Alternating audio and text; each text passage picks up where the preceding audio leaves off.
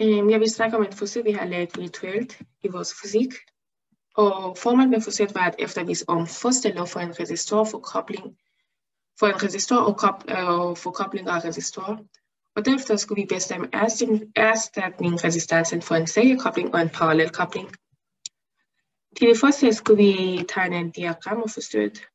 Og det har jeg her, hvor A står for amperemeter og V står for voltmeter. Og så har jeg resistansen her, som er på 80 ohm nu. Derefter skal vi tegne en graf for begge målsager. Og her har jeg EU-karakterisering for første målsage, hvor jeg har strømstyrken på x-aksen og spændingen på y-aksen. Ifølge Ohms lov har spændingsforskel og strømstyrken en lineær sammenhæng, og det er derfor grafen lineær. Forskriften for grafen er 80i. I og U er lige med 80i. Og hældningskoefficienten for lineær sammenhæng regnes ved at dividere U med I. Dividere U med delta x.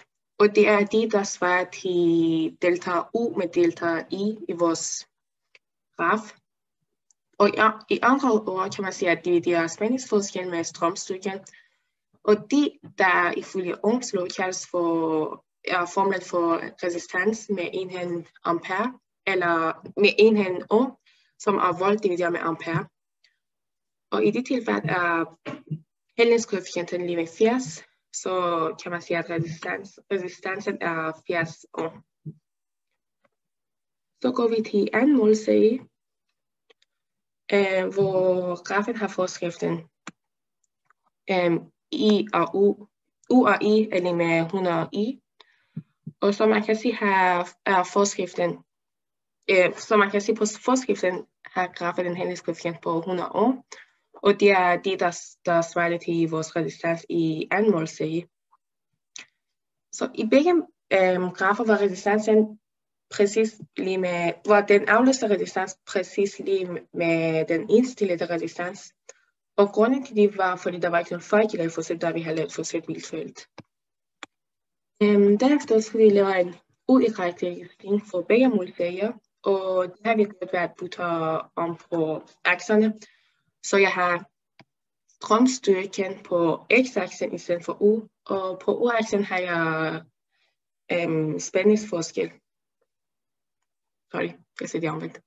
På x-aksen har jeg spændingsforskel, og på y-aksen har jeg strømstyrken. Og grafen har forskriften I og U er lige med 0,0125 U, og det er det, der svarer til delta I divideret med delta U, og ifølge formlen svarer til 1 divideret med R. Så R i første målsag var 80, så hvis vi dividerer 1 med 80, burde vi få hældningskoefficienten, og det går vi her, som er 0,0125 ohm i minus første, og enheden er ohm i minus første, fordi vi har divideret 1 med ohm, med resistansen, som var 80 ohm, så 1 divideret med ohm giver ohm i minus første. Så her er U i karakteristikken for anden målsage, og grafen har forskriften I og U er med 0,01 U, og det er det, der svarer til 1 divideret med vores resistans over 100 ohm. Så hældningskoefficienten er 0,01 ohm i minus første. Den anden, i del 2 af forsøget, skulle vi lave en serieforbindelse af resistor. Og så her, som man kan se på billederne, er de to resistancer koblet i en serie. Og R1 var 100 ohm, og R2 var 80 ohm. Så den afløste er, man kan se på billedet, er 180 ohm. Spændingsforskellen var på 12 volt, og strømstyrken fra 0,0667 ampere. Så vi vil godt, at i en seriekobling løber der samme strøm igennem begge modstandere, men spændingen over de to modstandere er forskellige. Så der gælder, at vi har de formlen, der løber U totalt ærlig med U i den første resistans plus U i den anden resistans.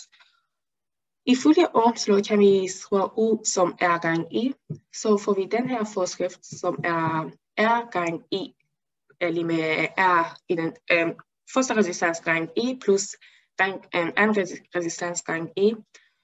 Og siden E er det samme for begge modstandere, kan vi bare fjerne den. Så får vi, at R total er lige med R1 plus R2. Så R beregnet kan vi beregne ved at tilføje de to resistanser sammen. Så vi siger 100 ohm plus 80 ohm, som giver 180 ohm. Og på samme grund, i del 1 er beregnet præcis det samme som R afledt, fordi der var ikke nogen fejl i forsøget. Så går vi til sidste del i forsøget, hvor der var en parallel forbindelse af resistorer. Så de to modstandere er koblet parallelt med hinanden. R1 er igen 80, og R2 er 100 ohm. Og vores spændingsforskel er 12 volt, og strømstyrken er 0,27 ampere. Den aflæste R kan vi aflæse på billedet, som er 44,4. Så skal vi regne en beregnet resistans. Og vi vil, at på i en parallel forbindelse er spændingen til gengæld det samme for begge resistanser, for begge modstandere eller resistanser. Men den totale elektriske strøm deler sig. Så nogle af dem løber gennem den første, og resten løber gennem den anden. Så for at regne den totale resistans, skulle vi sige, at så vi kommer frem til en formel. Og det har vi gjort ved at sige, I total er lige med I den første resistans plus I den anden resistans. Ifølge Ohm, så kan vi igen erstatte her I eller strømstyrken med U divideret med R, der vi har formlen I er lige med U divideret med R. Der vi har formlen R lige med U divideret med I, så kan vi putte om på R og I. Så hvis vi erstatter det i formlen, får vi U divideret med R total er lige med U divideret med R1 plus U divideret med R2. Og siden strømstyrken er spændingsforskel er det samme i begge resistans, kan vi bare erstatte det med 1. Og så får vi formlen, der lyder sådan der, at R divideret med R, 1 divideret med R beregnet er lige med 1 divideret med R1 plus 1 divideret med R2. Så hvis vi sætter vores værdier ind i formlen, får vi 1 divideret med 80 plus 1 divideret med 100, som giver 0,0225. Men de værdier, vi får, det svarer til 1 divideret med R beregnet. Så for at få R beregnet, skal vi dividere ind med vores værdi. Så vi siger 1 divideret med 0,0225, som giver 44,4 ohm. Og igen kan man sige, at den beregnede værdi er lige med den aflæste værdi fra forsøg, fordi der var ikke nogen fejl i forsøget. Ja, det var det.